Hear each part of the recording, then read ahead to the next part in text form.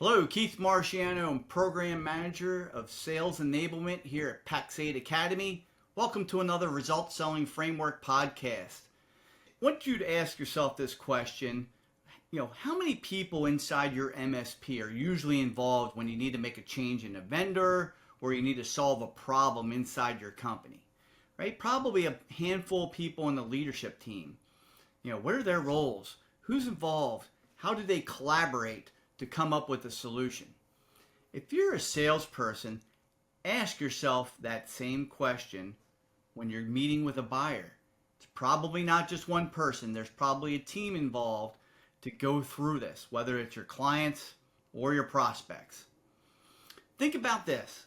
You know, Last time you went on Amazon or you went into like a Target, for example, did you ever just go buy one item?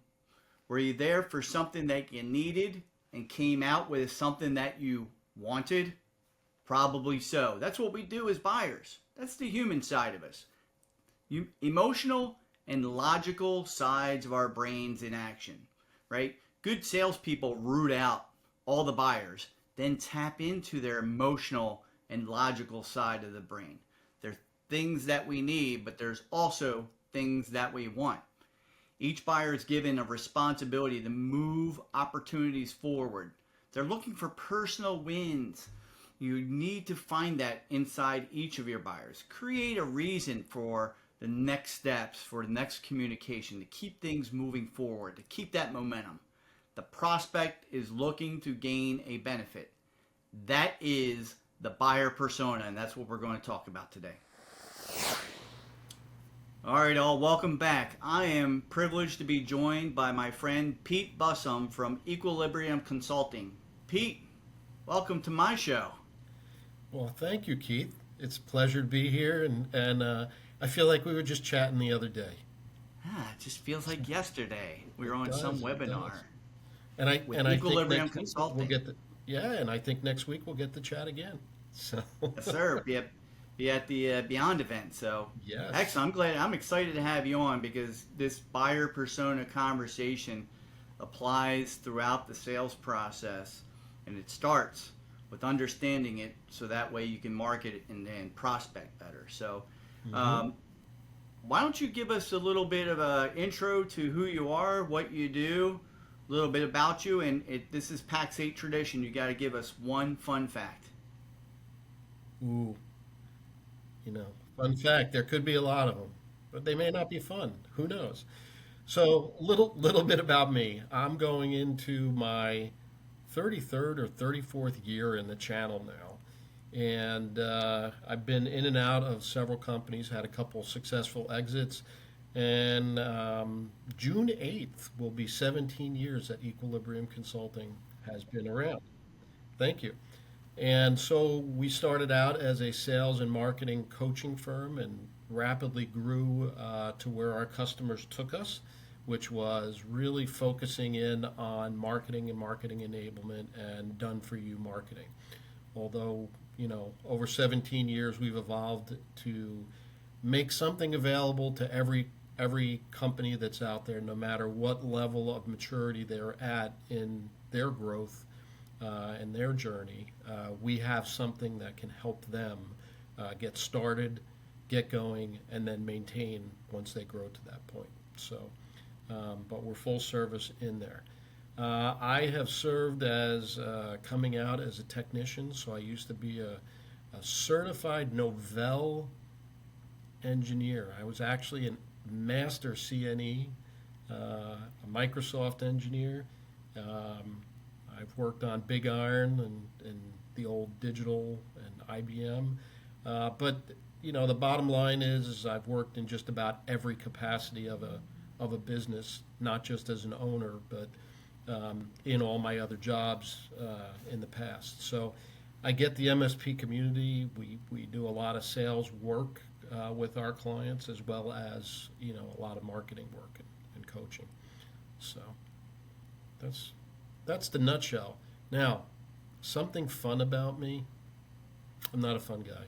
So uh, um, something fun about me is I like to collect and drive my Z cars fast on track.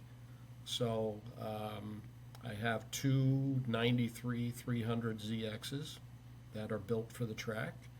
I have a 2010 Nissan Nismo, and I just got last week, it's a week old, I don't even think I broke 100 miles on it yet, a 2025 Z car. So, and that was to replace my GTR.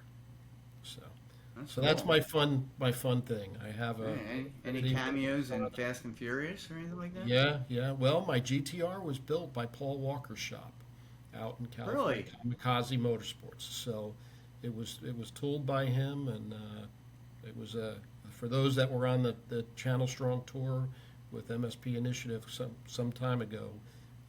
They got to enjoy rides and all that. We trailered it all over the United States. So That's awesome. See, that is a fun fact. You said you weren't fun. Come on. I was, I might have something every now and then.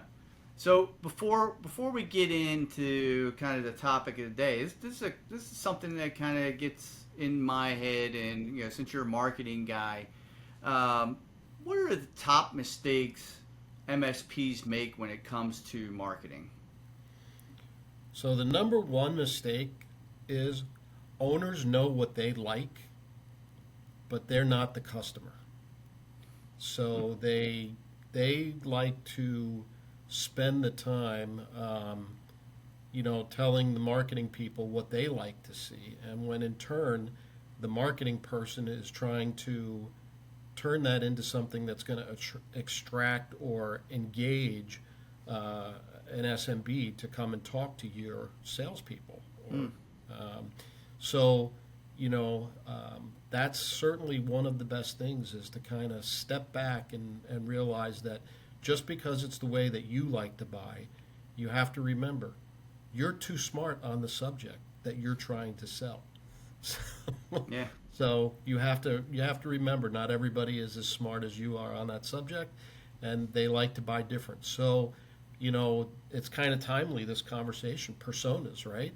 Different personas buy different ways, and depending on who you're selling to is how you adapt that, and that's something that owners have a hard time understanding.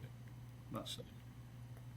Yeah, I mean, my MSP, that was the challenge. Was like I didn't know, right? I didn't early on was those mistakes. I also look at this too, and I see this from coaching, as spending too much, too soon, or the opposite, not enough, right? There's a delicate balance. Hey, how much should my marketing budget be? So that's probably one thing I see. And the other thing is, MSPs think that marketing is going to fill the pipeline, and it doesn't. It's complementary to sales. It's not selling, right? So it's got to be it's really a delicate combination of the both to build the familiarity and create the curiosity. That's marketing. So you got to build the brand before the salespeople can get in there and be recognized as the brand. And but you also have to be committed that once you start marketing, you have to keep going. And that's another big problem, is that people don't have the patience to let marketing go. And a good, solid marketing program is going to take 6 months to really start to gel, and it's going to take a full year before you're going to start to see the return. So very true of like bringing on a new sales rep, right? How long does it take to ramp a sales rep up? But you usually have to start the marketing 45, 60 days before you bring that sales rep on. So the brand is warmed up and it's ready for those people to talk or recognize when they start calling or taking what the sales leads or the marketing qualified leads turn into. And clarify what you mean by brand, right? We're not Coca-Cola or Nike here, right? So it's what should MSP think about the brand? I think it'll tie into our conversation. So I always love to say my favorite line is be heard, be seen, be heard, be consistent, right? So like you're wearing right now a Pax8 shirt, right? If you see Pax8 all over, and you see it on town, and you see it on cars, or you see it on some kind of marketing or a leave behind somewhere, you're showing up at different mixers, with the brand or the business card. Those are all things that people are starting to say, who's Pax8? What do they do? And then you may have some clients that are in the room that say that and recognize the brand and speak on your behalf. So it's a combination of many things, but being seen and being heard are two big things. And then obviously you have to be consistent. You can't do it for 60 days and then stop and disappear after you've started to build the momentum of everybody getting recognition. And obviously you said we're not Coca-Cola. No, we're not Coca-Cola. We all wish that we were Coca-Cola or FedEx or any of them. But in the areas and the geographies that we work, you can be recognized. And it takes a lot of work and it takes a lot of heavy lifting. And you have to consistently put that heavy lifting and time into it. There's a lot of block and tackling to build your brand. So. Yeah, and I think from that, even making it smaller, right? So you're in your geography. Like, let's go to a specific pond in our geography where, we're the big fish in the pond.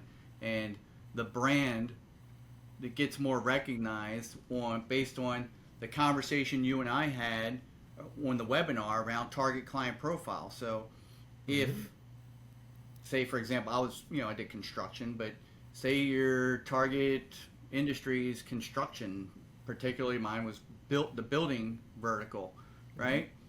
You go to events in that area and those people see you over and over again and you're speaking their language, talking about that buyer persona and having that conversation.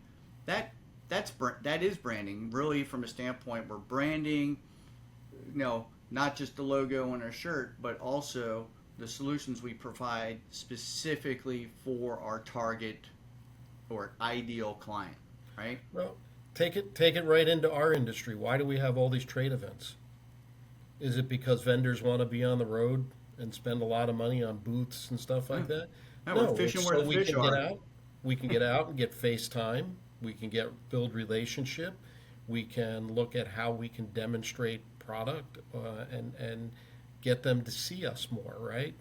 People buy from people they know. People buy from people they like. And that's part of the brand, right? And that's a great point. You look at a MSP industry event. I went to plenty of them when I was in the MSP world. And, you go into that vendor pavilion, guess who's in there? All the people that want to sell to MSPs, right? They're not showing up at some, dental conference. They're going to MSPs. That's who they sell to. That's their target audience. And congrats to those out there that, those people listening that have a target client profile or an ideal client profile. That's step one. And when we look at the decision criteria of our buyer, who are the formal approvers versus the influencers that can quietly veto a project or our managed service agreement? So let's dive into that for me a little bit, Pete, around the people inside of our TCP. Right. So I think, you look at it as, I like to say the person's lens. What is their lens on how they make a decision? So when we talked in our last webinar, we talked about what titles and how to get people into that TCP, right? But then we have to look at, okay, what's their journey now to buy? What's that decision, right? And what's the lens that they look at it from? So you get different lenses. You might have a controller CFO person that's looking at it from a financial perspective. And they're going to make a decision differently than an owner might, or an IT director might, or when it comes to medical, an office manager may make a recommendation to partners, right? So, it depends on where it is.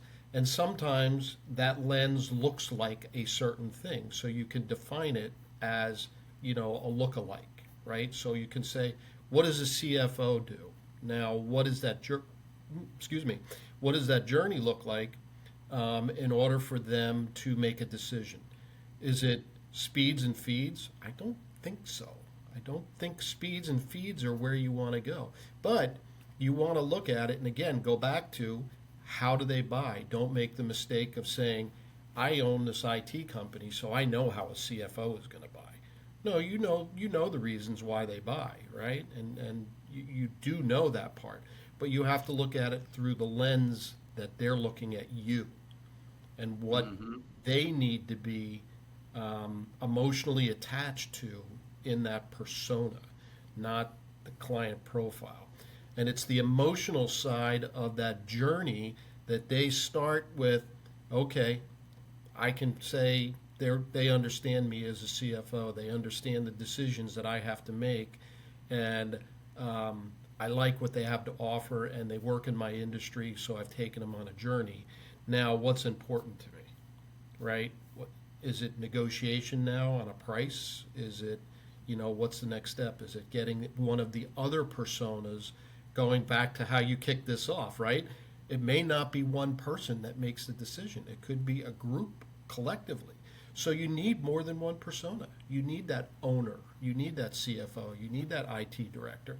And when you sell to your TCP, I like to say you have to go deep and wide in the organization, not sell just to one person, but you may have to sell to others because it may get you from qualification to close that much quicker. Boy, lots of great info in there. You nailed it. Like in result selling framework, we talk about the technical buyer versus the economic buyer, the technical decision versus the economic decision. And technical, not in the mindset of what we know in IT land. It's the who's got their head closest to in the battle, right? That's why I say the operational folks, the office managers, directors of ops, they see what's going on wrong. Even your IT directors, they see what's the problems, right, that are causing productivity and efficiency issues. That by itself is not going to get you, like you said, Pete, the closed business. You got to get the economic buyer, the economic decision to the table. But most salespeople are good at one or the other, technical or economic, or logical and emotional. The ones that are really good at selling, can tap into all the people and get that technical buyer is typically our point person and get them to introduce us pretty easily to the rest of the players and other people inside the team. So Yeah. when it comes to like kind of how we classify technical economic buyers, why is understanding these different buyers important when it comes to marketing itself? What are we trying to do there? So it's interesting is one, we're trying to take away objections that our salespeople might get raised to them early on in the process, right? So the quicker we can market to them and into the persona that is going to make the decision or influence the decision, because there are people that sign off on it and there are people that influence it, right?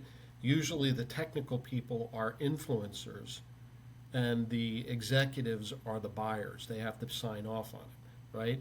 And they come at it very differently. So, marketing to a technical person, they may be more concerned about these are the things that I have problems with that I need to solve.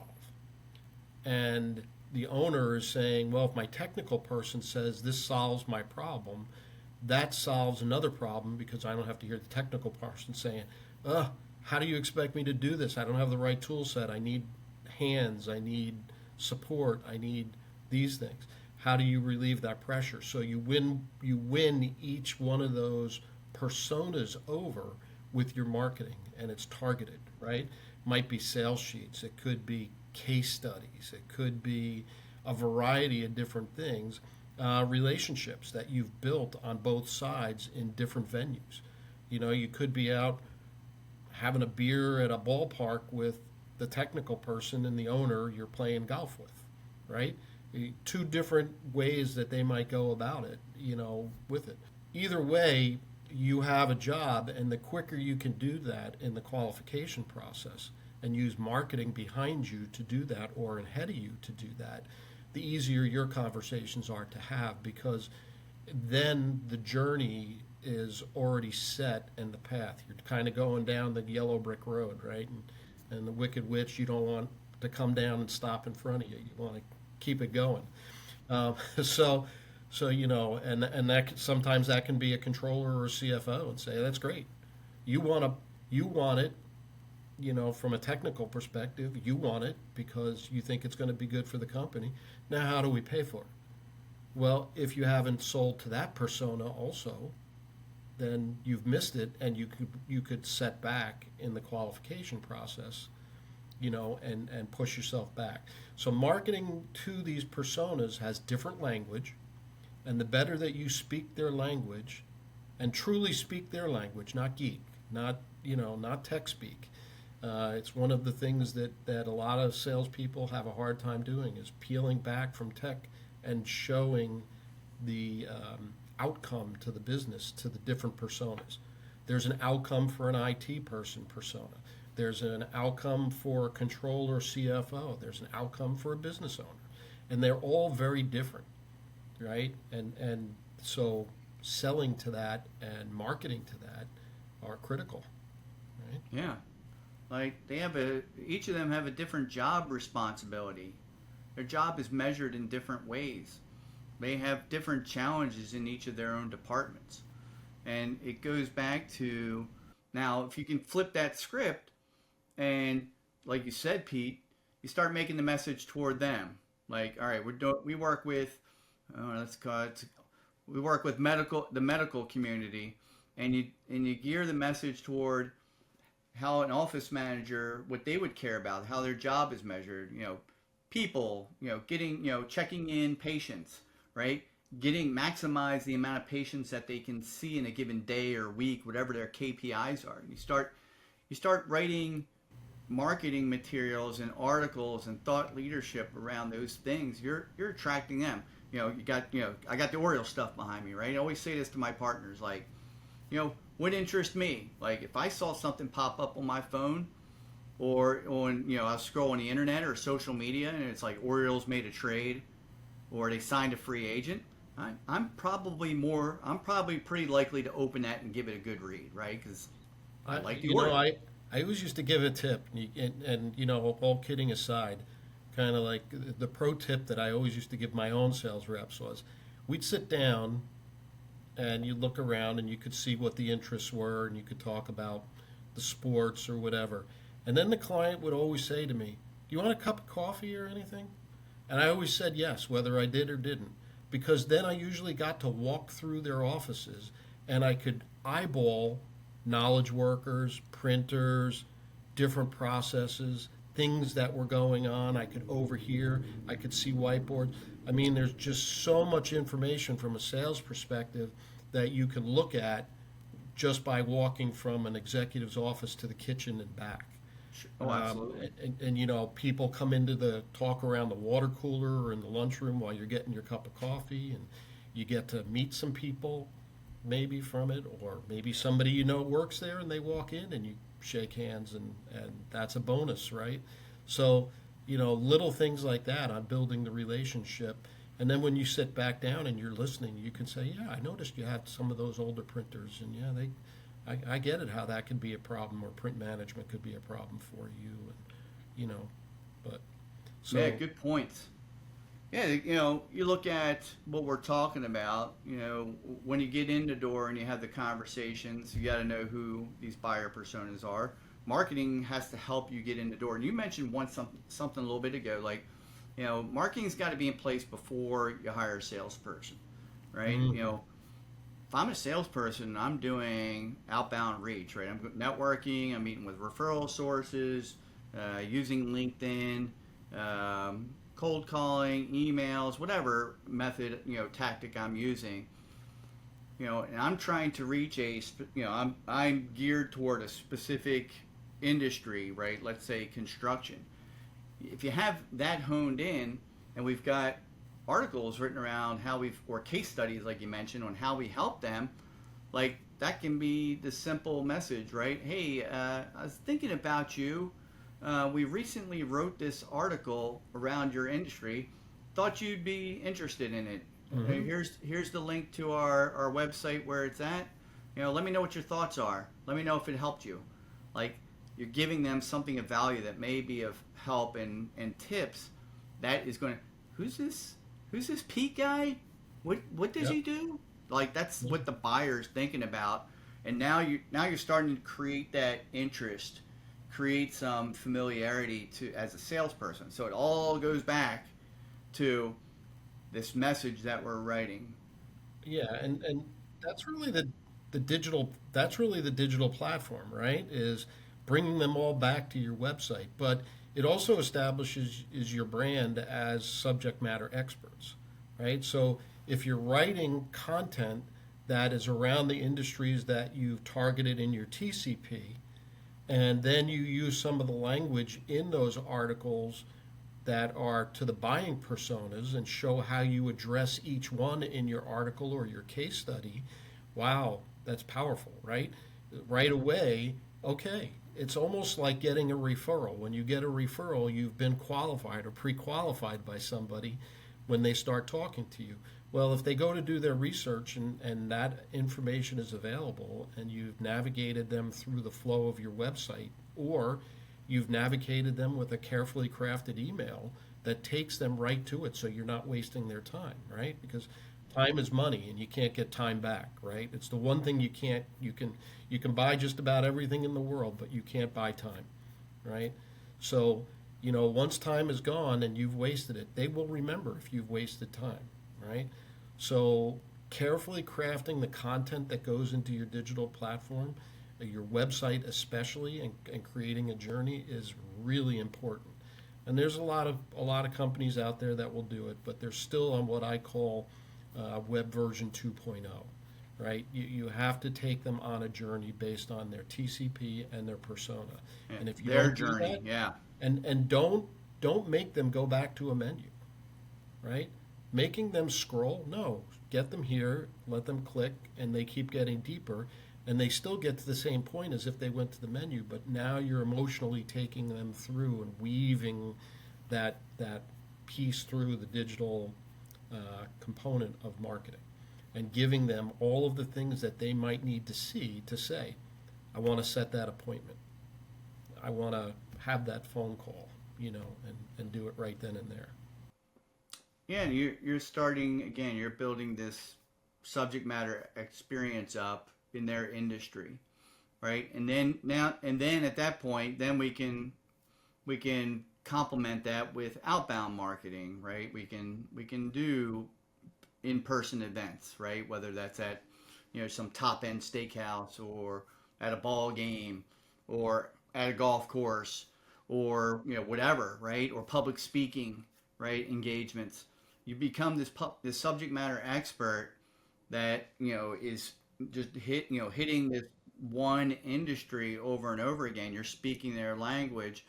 Then all of a sudden people want to hear more, right? They want Yep. more information. They want to know what you know as education. Associations like industry associations, they thrive for this subject matter expert that can talk about technology that's not going to make people's eyes glaze over and fall asleep and you know, we inundate them with our acronyms and all of our technical babble.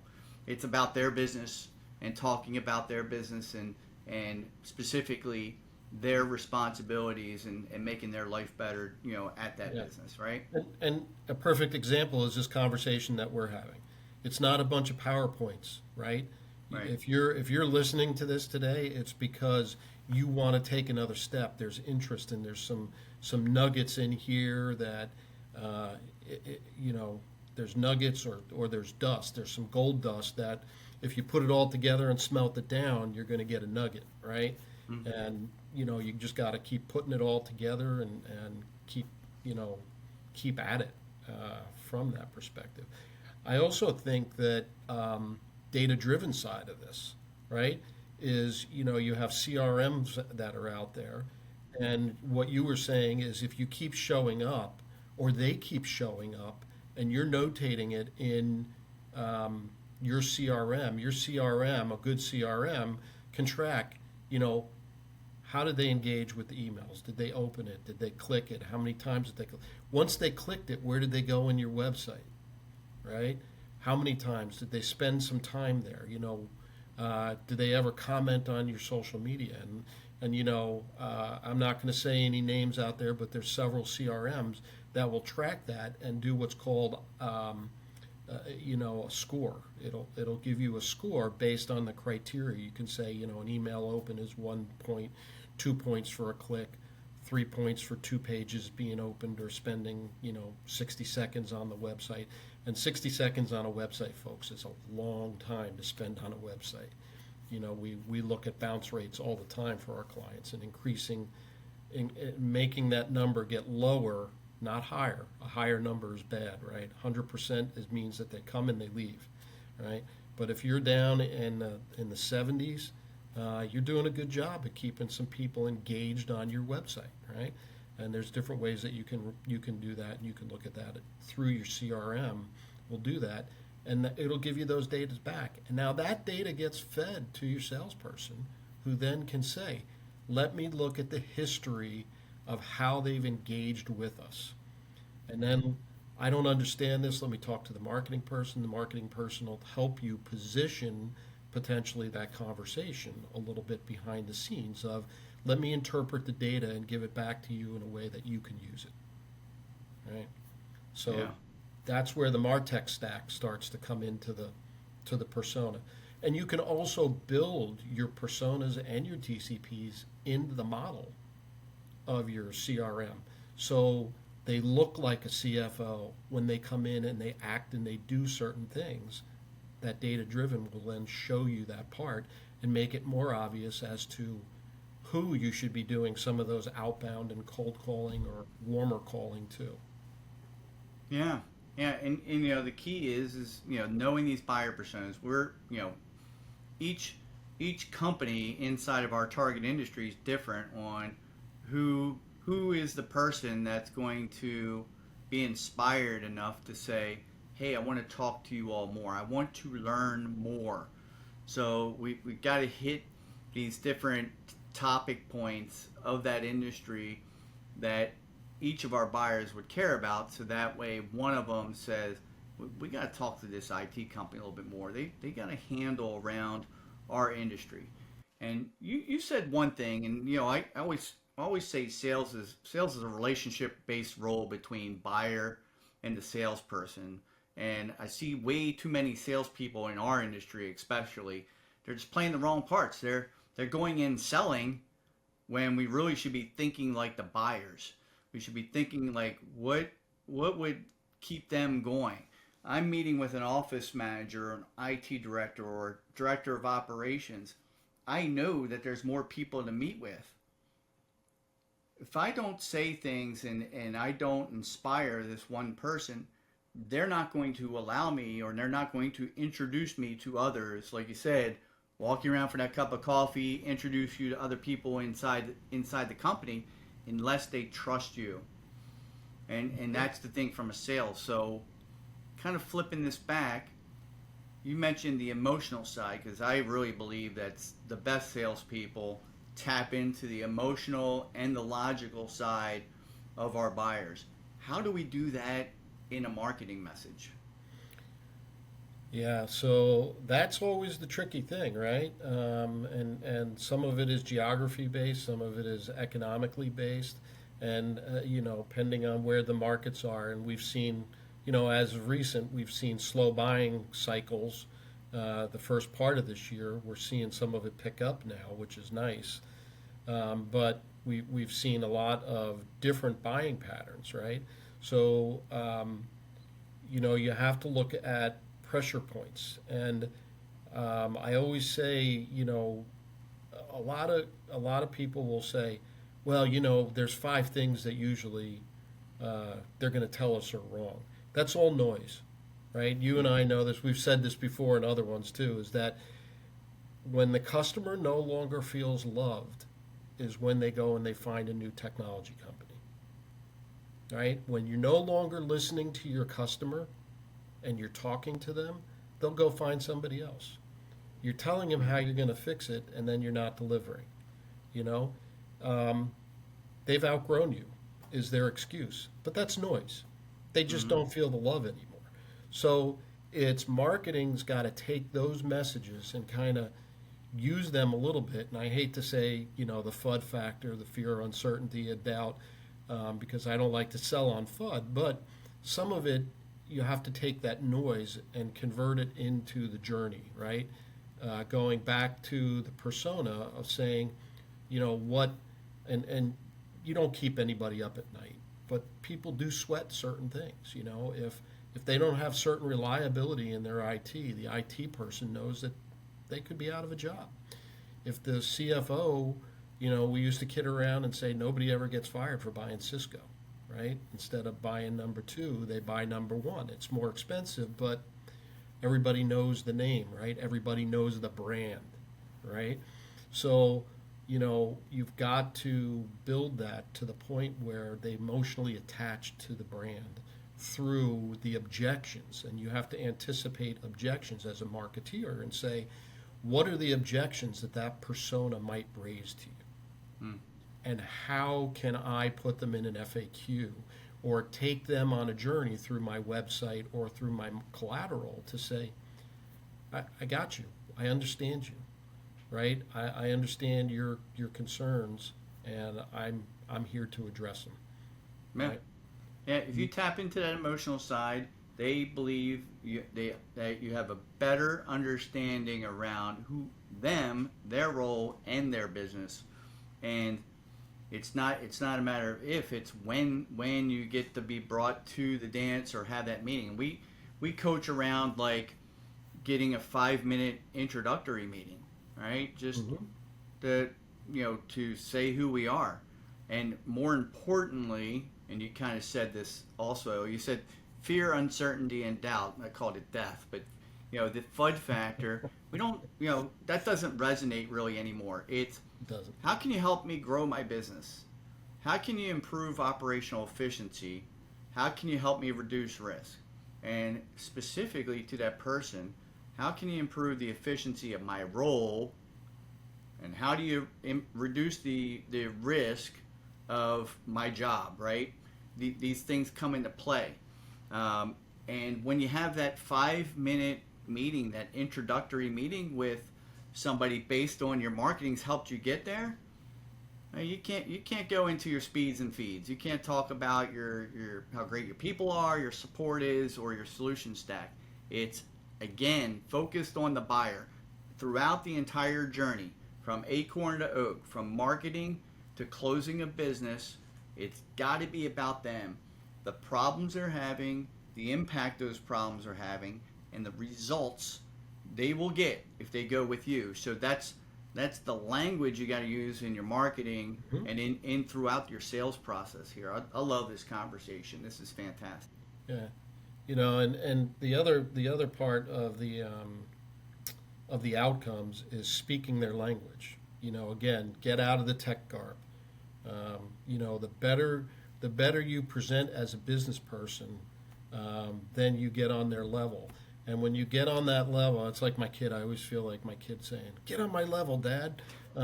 You know, but I mean, honestly, the more you conduct yourself in the manner that they do when you're with them, the more comfortable they get with you, the more that Oh, relationship goes. And quite honestly, the less price resistance you get also. yeah. When I had those Um, intro meetings, I focused on the builder in the construction side. I didn't talk about my stuff. I talked about job costing and change management and projects. I talked about communication from the team that was on the job site back to the admin office. I talked about cash flow challenges on long-term projects they had that were months and mhm. years. That was my conversation with them, and that's what got me. That's what got meetings, right? And when I had salespeople and I coached and trained, developed my salespeople, same thing. It just you keep feeding this. Is like this is their language. You start talking about IT. If they have an IT problem, the conversation may continue. If they don't, it's over. Yeah. If you say something that are in their language, even if there's not a need today, they may be most likely more likely to say, yeah, stay in touch with me. And that's where, again, you continue to market and prospect to them to get to that next step. In Philadelphia, that's the D, that's the death, right? Get out, stay out, and don't ever come back. Right? But as a salesperson, you always come back, right? You never stop coming back. That's right. I always used to ask three questions, actually five questions, but my three questions before even meeting with them, I would ask them like, what are the three top items that your IT is not solving for your business right now, and how do they affect you? And I would let them come back to me with that question.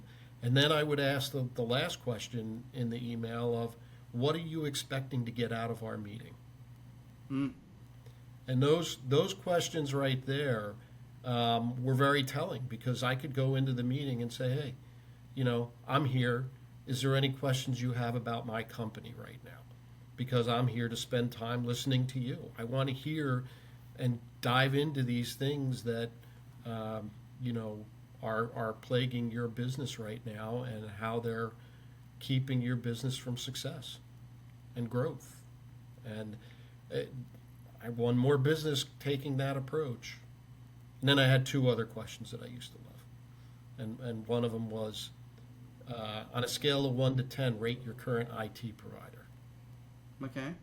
And they come up, 5 or 6, you're here. And I would always ask, and would you mind sharing what you pay or a band? And they would say, somewhere around 2,000, 2,200.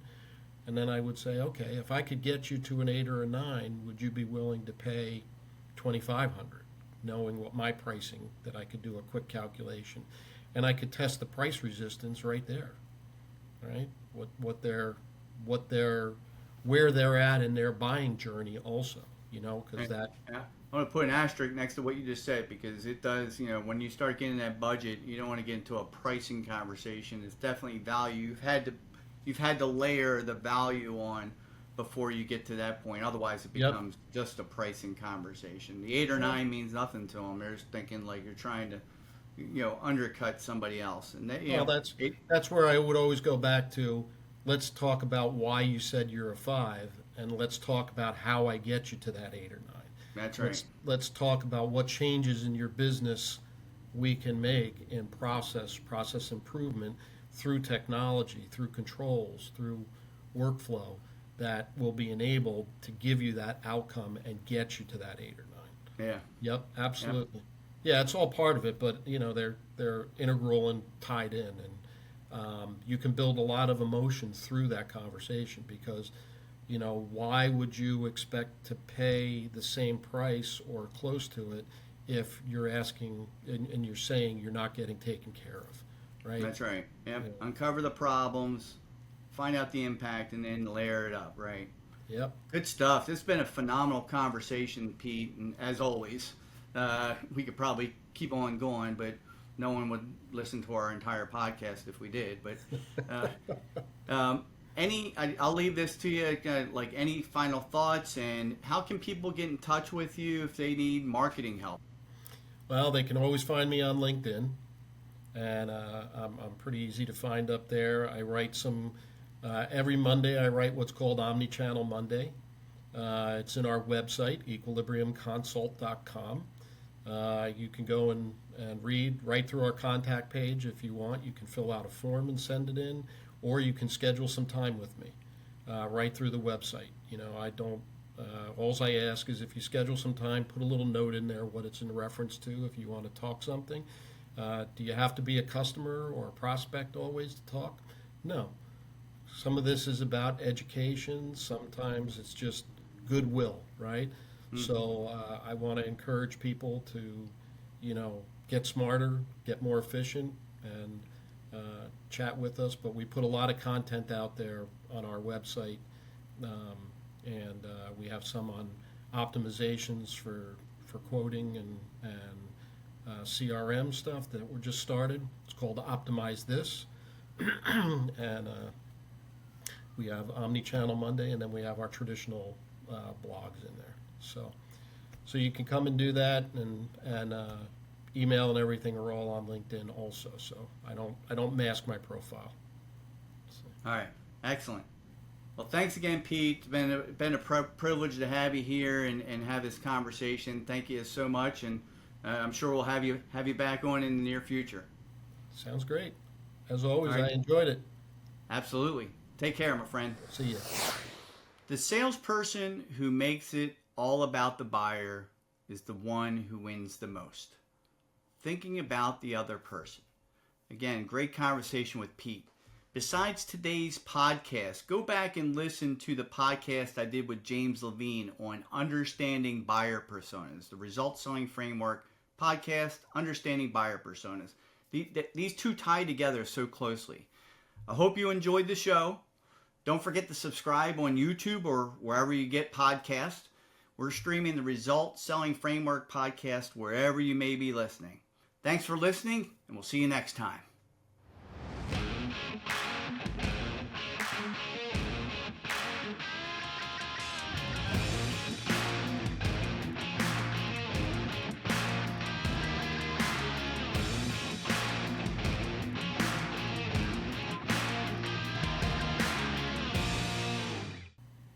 Gotta protect my booty. I got the seat cushion on there. Got your old man Yeah. booty down there, huh? The booty in the back, right?